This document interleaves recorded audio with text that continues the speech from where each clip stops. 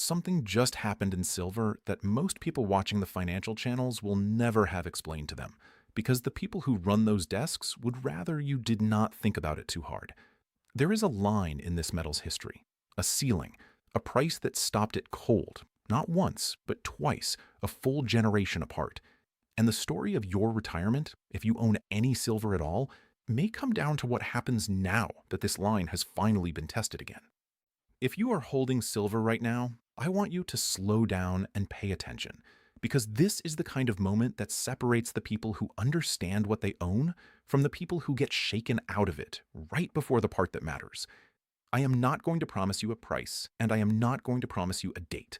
What I am going to do is walk you through the real pattern underneath the number in the title, why it has held for almost half a century, and what it actually means when a market finally pushes against a ceiling that old. So let me give you the first piece right away, because I do not believe in making you wait for the whole video before you learn anything. Here is the fact almost nobody says out loud. Silver has been stopped at roughly the same ceiling twice in modern history, and those two moments are separated by about 31 years. Two tops, a generation apart, at nearly the identical level. That is not normal. Most markets do not do that. And the base of quiet, forgotten sideways trading that is built up beneath that ceiling is now something like 45 years deep. Hold that thought, because the length of that base is the entire story. Let me take you back and tell it the way it actually happened, because the history here rhymes in a way that should make you sit up. The first time silver reached that ceiling was at the very start of the 1980s. It was a wild, feverish run, the kind of move that pulls ordinary people off their couches and into line outside the coin shop. And I want you to picture one of those people, because he is the character I want you to carry through this whole video. Picture a machinist, a man who worked with his hands his whole life, who heard that silver was going to the moon and put a chunk of his savings into it right near the top. He watched it touch that ceiling, and then he watched it collapse. For the rest of his working life, that number sat in his memory like a scar, 50. It never came back. Not for him. Now here is where the rhyme comes in. That same ceiling appeared again about 3 decades later, in the early 2010s. Silver climbed all the way back up, over a long and grinding bull market, and it reached almost the exact same level it had reached a generation before. And then, just as it approached that old high, something happened that I need you to understand clearly, because it is the enemy's fingerprint all over this story. The exchanges that govern how this metal is traded raise the cost of holding a position again and again in rapid succession. They call it a margin hike. And in a matter of days, silver fell by something close to a third. Nothing about the metal itself had changed. No mine had flooded, no factory had stopped needing it. The physical reality of silver was exactly the same the week after as the week before. But the paper rules changed, and the price broke. Think about what that does to a person. Think about my machinist, older now, watching from his kitchen table, seeing silver approach that number for the second time in his life, letting himself hope just a little that this time it would break through and vindicate the thing he had believed for 30 years, and then watching it get slapped back down. Twice in one lifetime, the same ceiling. Twice the same heartbreak. Is it any wonder that a whole generation of savers came to believe that silver simply cannot break 50? That the number is cursed? That is exactly what the desks want you to believe, because a market full of people who are certain the ceiling can never break is a market that sells the moment it gets close. But here's what those two heartbreaks actually built, and this is the pillar the whole thesis rests on. When a price gets rejected from the same level twice, a generation apart, and then spends decades chopping sideways underneath it, it does not just sit there doing nothing. It builds a base. Every year of that sideways grind is another year where the weak holders get bored and sell, where the metal moves out of nervous hands and into patient ones, where a floor gets laid down brick by brick. 45 years of that. And the longer and wider the base, the bigger the move when price finally clears the roof. That is not my opinion. That is just how the physics of markets tends to work. A big base builds a big move. And now think about what is actually above that ceiling. This is the part that gives the title its meaning. When silver was up near that level in 1980 and again in 2011, There was always a crowd of people overhead who had bought higher and were desperate to just get their money back, ready to sell the instant price return to their entry. That overhead supply is what caps a market. It is the ceiling. But once a market clears a high that has held for almost half a century, there is nobody up there. There was no one who bought silver at a higher price who is waiting to dump it on you, because in the entire modern history of this metal, there has never been a higher price. Clear that generational ceiling, and you open a range with nothing above it. No trapped sellers, no overhead supply, just open air. That is why this pattern matters so much more than a normal breakout. And I want to give you one more piece of history that most people never hear because it changes how you think about that ceiling entirely. That old high from 1980 was a nominal number, a raw price on a screen. But money is worth less now than it was then. A dollar buys a fraction of what it bought when my machinist stood in that line. So if you take that 1980 peak and adjust it for everything that has happened to the value of the dollar since, the real inflation-adjusted high for silver is not near 50 at all. It is far, far higher, well into the low three figures in today's money. And here is the stunning part. In real terms, adjusted for what a dollar is actually worth, silver has never once reclaimed its old high. Not in 2011, not since. The metal that everyone thinks of as expensive, up near that ceiling, is, when you measure it honestly, still trading at a deep discount to where it stood almost half a century ago. Now, let me pause here, because we have arrived at the exact point where I need to talk to you directly about protection. And then I promise we go right back into the analysis. Everything I have just described is a story about a market that has been suppressed and shaken and beaten down for decades, and about savers who kept getting punished for believing in it.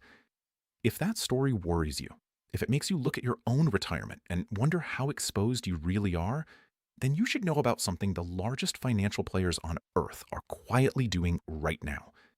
The central banks, the most sophisticated buyers in the world, have been accumulating physical gold at a record pace, more than 1,000 tons a year for 3 years running, roughly double what they bought the prior decade. They are moving real metal into their own vaults. And here is what almost nobody tells you. There is a perfectly legal way for an ordinary American retiree to do the very same thing inside the retirement account you already have. You can move a portion of a 401k or an IRA into physical gold and silver, real metal, without triggering taxes and without penalties, through what is called a self-directed precious metals IRA. This is not some insider tool for the wealthy. If you have $100,000 or more in any retirement account, this is for you, exactly as much as it is for them. I put together a free guide that walks through how it works. If you are watching this on your TV, just scan the QR code on your screen.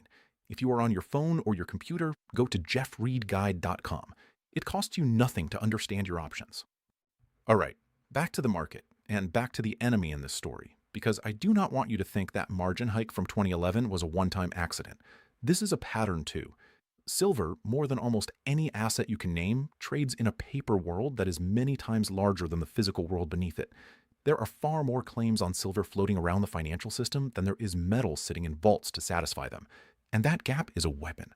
When the paper price starts to threaten the ceiling, the people who are short that paper, the trading desks and the big institutions who profit when silver stays cheap and boring, have tools to make holders nervous. They can make it more expensive to hold a position. They can trigger the stop losses. They can turn a healthy climb into a violent flush in a matter of days. And every time they do it, the financial media reports it as silver being weak, silver being unreliable, silver being a bad investment. They will never tell you it was a paper mechanism, not a change into metal. And here is a fresh piece of the puzzle, the thing that has been shaping this market recently, because I promised you I would not just tell you old history. We have a new chair at the Federal Reserve now, and a lot of people expected him to come in and start cutting rates and making money cheaper, which is exactly the environment metals love. Instead, his posture came across as far more hawkish on inflation than the market was betting on. And that surprise is a big part of why silver went through such a sharp, deep correction recently, falling hard off a high and then spending months chopping around, testing the same support zone over and over. To a lot of tired holders, it looked like the ceiling story all over again. Rejection, disappointment, the curse of 50. But watch what actually happened underneath that correction, because this is the mid-video turn, and it is the part almost nobody is pointing at. Through the worst of that drop, gold barely moved. Gold sat there, steady, almost bored, while silver did all the falling. And when silver falls while gold holds its ground, something specific happens that most people never think about. Silver gets cheaper relative to gold than it already was. The ratio between the two, the number of ounces of silver it takes to buy 1 ounce of gold, widened out. And a wide ratio is not a sign that silver is weak. A wide ratio is a sign that silver is on sale. Historically, silver being this cheap compared to gold has been closer to a bottom than a top. And then, late in that stretch, the ratio started to compress again. Silver started to outpace gold, which is exactly the early footprint of the physical and industrial buyers stepping back in while everyone else was looking away. Which brings me to the reason this is not 1980 and not 2011. The reason the base beneath that ceiling is standing on something real this time. Silver is not just a thing people buy when they are scared. Silver is an industrial metal woven into the modern economy in a way it simply was not a generation ago. It is in the solar panels going up across the world. It is in the electronics, the semiconductors, the electric vehicles. And here is the brutal little fact that the enemy would rather you never sat with. When silver goes into a solar panel or a circuit board, it is dispersed in tiny amounts, a fraction of a gram here, a fraction there, and it is almost never economical to recover. It gets used up. It gets burned. There is an old line that captures it perfectly. Gold is hoarded, silver is consumed. Almost all the gold ever mined still exists, sitting in vaults and jewelry boxes. But the silver gets scattered and lost to industry, ounce by ounce, forever. And that is why the supply picture is so different now. The silver market has run a structural deficit for several years in a row, demand outstripping new supply, year after year, with the gap covered by drawing down the stockpiles that were built up over past decades. You cannot draw down forever. Every year of deficit is another year the cushion gets thinner.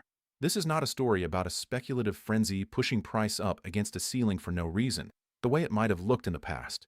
This is a story about a genuine, physical, grinding shortage building up underneath a market that the paper players keep pretending is oversupplied. The screen can print whatever it wants on any given day. It does not change the fact that the world is using more of this metal than it is producing. To put it all together, because this is the whole thesis in one breath. You have a ceiling that is held for a generation, tested and rejected twice, a full 30 years apart. You have a base beneath it that is now something like 45 years wide, laid down brick by every holder who got bored or scared and sold. You have a real price, adjusted for the dollar, that says silver has never actually reclaimed its old high and is still trading at a discount to where it stood half a century ago. And you have a physical shortage building quietly underneath, driven by an industrial world that consumes this metal and cannot get it back. That is not a market that is expensive at the ceiling. That is a market that is coiled underneath it. And when a market like that finally clears the roof, there is nothing above it. No trapped sellers, no overhead supply, just open range. Now, I want to be honest with you, the way the financial channels never are, because this is a case, not a guarantee, and it is certainly not personal financial advice. Silver is volatile. It moves in violent, gut-wrenching swings, and it can and will have shakeouts that make you question everything I have just told you. A ceiling that old does not necessarily break on the first try. It can get rejected again and send everyone home disgusted before it finally clears. So here is the practical part, the thing that actually matters for your own position. If you own this metal, own the real thing, the physical metal, not a paper promise that can be diluted or a fund that just tracks a price. Size it so that a sharp drop can never force you to sell at the bottom, because the whole game the desks play is engineered to shake out the people who are stretched too thin. And whatever you do, do not sell into the shakeout. The shakeout is the tool. It is designed to make you hand your metal to someone patient right before the part you were waiting for. And here is the thing I most want you to understand, the recognition moment, because it is the real reason I made this video. The smart money already sees this. The central banks accumulating metal by the ton, the patient hands who have been quietly buying the dips, the institutions positioning while everyone else stares at the correction and calls silver dead, they already know what a 45-year base means. But the mainstream has not caught on. The pension funds are not here yet. The financial media is still running the same tired story about silver being unreliable. And that is precisely the point. By the time it becomes obvious to everyone, by the time silver clearing that generational ceiling is leading every news segment and every advisor is finally recommending it, the easy part of the move will already be behind us. Nobody is going to call you and tell you the moment has arrived. Nobody sends you an invitation to be early. Being early feels lonely and uncomfortable and slightly foolish, right up until the day it does not. And by then, it is too late to be early.